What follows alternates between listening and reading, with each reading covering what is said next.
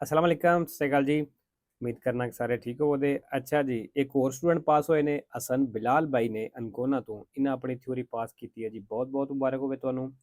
ते नवे स्टूडेंट वास्ते फिर वही चीज़ां कि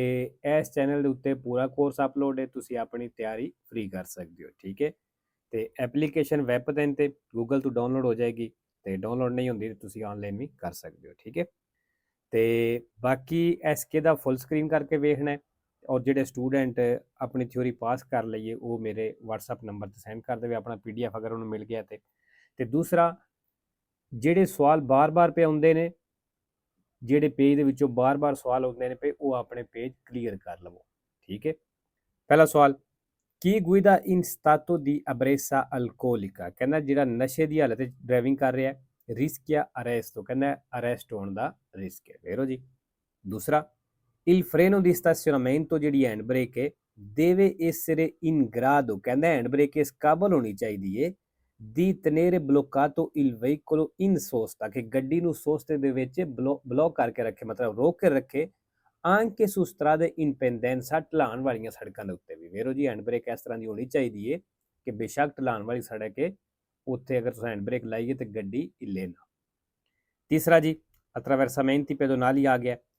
in presenza del segnale raffigurato ਇਸ ਨਿਸ਼ਾਨ ਦੀ ਮੌਜੂਦਗੀ ਦੇ ਵਿੱਚ non è consentito sorpassare i veicoli, ਕਹਿੰਦਾ ਉਹਨਾਂ ਗੱਡੀਆਂ ਨੂੰ ਓਵਰਟੇਕ ਕਰਨੇ ਦੀ ਇਜਾਜ਼ਤ ਨਹੀਂ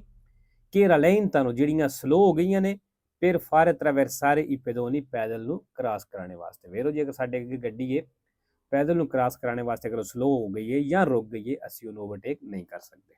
4 ਨੰਬਰ ਜੀ, ਇਸ ਨਿਸ਼ਾਨ ਦਾ ਇਹ ਮਤਲਬ ਹੈ ਕਿ ਤੁਸੀਂ ਅਗਲੀ ਗੱਡੀ ਤੋਂ ਘੱਟੋ ਘੱਟ 70 ਮੀਟਰ distanza ਰੱਖਣਾ, ਫਾਸਲਾ ਰੱਖਣਾ। ਠੀਕ ਹੈ ਜੀ। il segnale raffigurato previsa, ਕਹਿੰਦਾ ਨਿਸ਼ਾਨ ਦੱਸ ਰਿਹਾ ਕਿ a 70 metri, 70 ਮੀਟਰ ਤੇ inizia il divieto di transito, ਕਹਿੰਦਾ 70 ਮੀਟਰ ਤੇ divieto di transito ਸ਼ੁਰੂ ਹੋ ਜਾਏਗਾ per le autovetture, ਕਾਰਾਂ ਵਾਸਤੇ, ਗੱਡੀਆਂ ਵਾਸਤੇ। ਫਾਲਸੋ ਜੀ। 5 ਨੰਬਰ ਨਿਸ਼ਾਨ ਤੁਸੀਂ ਵੇਖ ਲਿਆ ਜੀ, ਅਸੀਂ ਇੱਥੇ ਖੱਬੀ ਸਾਈਡ ਤੇ ਨਹੀਂ ਜਾ ਸਕਦੇ। ਠੀਕ ਹੈ, in presenza della segnaletica rappresentata in figura, ਕਹਿੰਦਾ ਇਸ ਨਿਸ਼ਾਨ ਦੀ ਮੌਜੂਦਗੀ ਵਿੱਚ non è consentito, ਇਜਾਜ਼ਤ ਨਹੀਂ spostarsi nella parte sinistra, ਖੱਬੇ ਹਿੱਸੇ ਵਿੱਚ ਸ਼ਿਫਟ ਹੋਣੇ ਦੀ della carreggiata ਦੇ। ਫੇਰੋ 6 ਨੰਬਰ ਜੀ, ਅਗਰ ਇਹ ਨਿਸ਼ਾਨ ਲੱਗਿਆ ਹੋਵੇ ਦਿਵੇਤੋ ਦੀ ਸੋਸਤਾ ਨਿਸ਼ਾਨ ਦੇ ਥੱਲੇ ਤੇ, ਇਹਦਾ ਮਤਲਬ ਤੁਸੀਂ ਅਗਰ ਇੱਥੇ ਗੱਡੀ ਪਾਰਕਿੰਗ ਲਾਉਂਦੇ ਹੋ ਤੁਹਾਡੀ ਗੱਡੀ ਚੁੱਕ ਲੈਣਗੇ। il pannello integrativo raffigurato indica, pannello ਦੱਸ ਰਹੀ ਹੈ una zona di divieto di sosta, ਵੀ zona ਹੈ divieto di sosta, ਵੀ soste ਦੀ ਪਾਬੰਦੀ ਹੈ con rimozione del veicolo, ਤੇ ਨਾਲ ਕਹਿੰਦਾ rimozione del veicolo ਨਾਲ ਤੁਹਾਡੀ ਗੱਡੀ ਵੀ ਹਟਾ ਲੈਣ ਦੇ। ਵੇਰੋ 7 ਨੰਬਰ ਜੀ, giungendo in vicinanza di un incrocio, ਚੌਕ ਦੇ ਨਜ਼ਦੀਕ ਪਹੁੰਚੇ ਹੋ si deve usare la massima prudenza, ਕਹਿੰਦਾ ਜ਼ਿਆਦਾ ਇhtiyat ਇਸਤੇਮਾਲ ਕਰਨੀ ਹੈ per evitare incidenti, accident ਤੋਂ ਬਚਣੇ ਵਾਸਤੇ। ਵੇਰੋ ਜੀ। 8 ਨੰਬਰ la fermata, ਕਹਿੰਦਾ ਜਿਹੜਾ ਫਿਰਮਾਤਾ ਹੁੰਦਾ ਹੈ per esigenze del conducente, ਕਹਿੰਦਾ ਡਰਾਈਵਰ ਦੀ ਜ਼ਰੂਰਤ ਹੁੰਦਾ, ਮਤਲਬ ਡਰਾਈਵਰ ਦੀ ਵਜ੍ਹਾ ਤੋਂ ਹੁੰਦਾ ਹੈ। può avere la durata, ਤੇ ਕਹਿੰਦਾ ਜਿਹੜਾ ਦੁਰਾਨੀਆਂ ਵੇ ਫਿਰਮਾਤੇ ਦਾ ਟਾਈਮ ਜਿਹੜਾ ਵੇ ਮਾਸਿਮਾ ਦੀ 10 minuti, ਮੈਕਸਿਮਮ 10 ਮਿੰਟ ਹੁੰਦਾ ਹੈ। ਫਾਲਸੋ ਜੀ, ਮੈਕਸਿਮਮ 3 ਮਿੰਟ ਦਾ ਫਿਰਮਾਤਾ ਹੁੰਦਾ ਹੈ। 9 number se non si allaccia la cintura di sicurezza, ਕਹਿੰਦਾ ਅਗਰ ਤੁਸੀਂ ਬੈਲਟ ਨਹੀਂ ਬੰਨਦੇ in caso di improvvisa frenata, ਉਹ ਸੂਰਤ ਜਦੋਂ improvvisa frenata ਲੱਗਦੀ, ਮਤਲਬ ਇੱਕੋ ਦਮ ਬ੍ਰੇਕ ਲੱਗਦੀ ਹੈ si può essere proiettati contro il parabrezza, ਕਹਿੰਦਾ ਤੁਸੀਂ contro il parabrezza ਜਾ ਕੇ ਡਿੱਗ ਸਕਦੇ ਹੋ, ਗਿਰ ਸਕਦੇ ਹੋ, ਉਹਦੇ ਨਾਲ ਲੱਗ ਸਕਦੇ ਹੋ। ਵੇਰੋ ਜੀ। 10 number in presenza di un ferito, ਕਹਿੰਦਾ ਇੱਕ ਜ਼ਖਮੀ ਹੈ in stato di shock, ਤੇ ਸ਼ੌਕ ਦੀ ਹਾਲਤ ਵਿੱਚ ਹੈ occorre dargli piccoli schiaffi, ਕਹਿੰਦਾ ਉਹਨੂੰ piccoli schiaffi ਦਿਓ, ਮਤਲਬ ਛੋਟੇ ਛੋਟੇ ਆਹਿਸਤਾ ਆਹਿਸਤਾ ਥੱਪੜ ਮਾਰੋ su guance, ਗੱਲਾਂ ਦੇ ਉੱਤੇ, ਇੱਕ ਗਾਂਬੇ ਤੇ ਲੱਤਾਂ ਦੇ ਉੱਤੇ per riattivarli la circolazione del sangue, ਖੂਨ ਦੀ ਸਰਕੂਲੇਸ਼ਨ ਜਿਹੜੀ ਦੁਬਾਰਾ ਚਲਾਣੇ ਵਾਸਤੇ। ਫਾਲਸੋ ਜੀ। 11 number fanno parte della carreggiata, ਕਹਿੰਦਾ carreggiata ਦਾ ਹਿੱਸਾ ਨੇ le ਕੁਰਸੀਏ ਦੀ ਮਾਰਚਾ, ਚੱਲਣੇ ਵਾਲੇ ਕੁਰਸੀਏ। ਵੇਰੋ ਜੀ। 12 ਨੰਬਰ ਅੱਛਾ, ਜਿਹੜਾ ਰਸਤਾ ਜਾਨਵਰਾਂ ਵਾਸਤੇ ਸੀ ਜਿਹਦੇ ਉੱਤੇ ਬੈਕ ਸਵਾਰੀ ਕਰੀਦੀ ਸੀ ਉਹ ਰਸਤਾ ਖਤਮ ਹੋਇਆ, ਚੱਲਣੇ ਤੋਂ ਕਿਸੇ ਨੂੰ ਮਨਾ ਨਹੀਂ ਪਿਆ ਕਰਦਾ। il segnale raffigurato vieta, ਨਿਸ਼ਾਨ ਮਨਾ ਕਰਦਾ ਹੈ il transito, ਚੱਲਣੇ ਤੋਂ ai veicoli, ਉਹਨਾਂ ਗੱਡੀਆਂ ਨੂੰ a trazione animale, ਜਿਨ੍ਹਾਂ ਨੂੰ ਜਾਨਵਰ ਖਿੱਚਦਾ ਹੈ। ਫਾਲਸੋ ਜੀ। ਅੱਛਾ ਜੀ, ਇਹਨਾਂ ਦੀ ਗਲਤੀ ਹੋਈ ਹੈ, ਇਹਨਾਂ ਵੇਰੋ ਕੀਤਾ ਲੇਕਿਨ ਫਾਲਸੋ ਹੈ। 13 number la luce gialla fissa, ਕਹਿੰਦਾ ਜਿਹੜੀ ਪੀਲੀ ਫਿਕਸ ਲਾਈਟ ਹੈ ਜਿਹੜੀ ਇਸ਼ਾਰੇ ਵਿੱਚ ਆਨ ਹੁੰਦੀ ਹੈ obbliga e ਲਾਗੂ ਕਰਦੀ ਹੈ ਆ fermarsi ਰੁਕਣਾ prima del punto di arresto ਉਸ ਰੁਕਣੇ ਵਾਲੇ ਪੁਆਇੰਟ ਤੋਂ ਪਹਿਲਾਂ porque lo si possa fare ਅਗਰ ਤੁਸੀਂ ਕਰ ਸਕਦੇ ਹੋ senza creare pericolo ਬਿਨਾ ਖਤਰਾ ਬਣਾਉਣੇ ਤੋਂ ਵੇਰੋ ਜੀ ਅਗਰ ਜਾਲੋ ਲਾਈਟ ਆਨ ਹੋ ਗਈ ਹੈ ਅਗਰ ਅਸੀਂ ਰੁਕ ਸਕਨੇ ਆ ਤੇ ਫਿਰ ਅਸਾਂ ਰੁਕਣਾ ਹੈ ਮਤਲਬ ਅਗਰ ਸਾਡੇ ਰੁਕਣੇ ਨਾਲ ਕੋਈ ਖਤਰਾ ਨਹੀਂ ਬਣਦਾ ਤੇ ਫਿਰ ਰੁਕਣਾ ਹੈ ਅਗਰ ਸਮਝਦੇ ਹੋ ਕਿ ਮੈਨੂੰ ਇੱਕੋ ਦਮ ਬ੍ਰੇਕ ਲਾਣੀ ਪੈਂਦੀ ਹੈ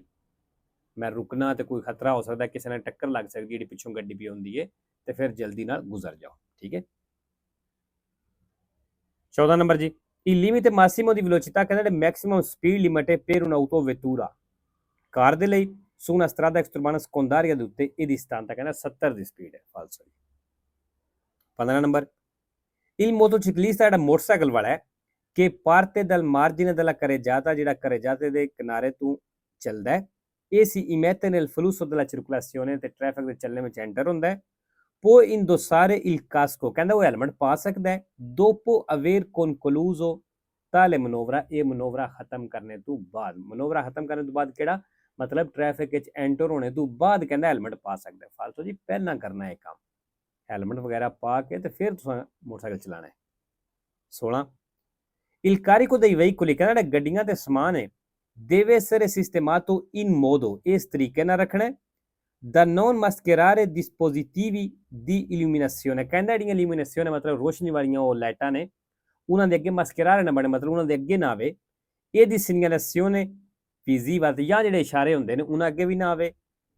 soltanto durante la circolazione notturna ਕਹਿੰਦਾ ਸਿਰਫ ਰਾਤ ਦੇ ਟਾਈਮ ਨੂੰ ਮਤਲਬ ਦਿਨ ਦੇ ਟਾਈਮ ਨੂੰ ਅਗਰ ਅੱਗੇ ਆ ਵੀ ਜਾਣ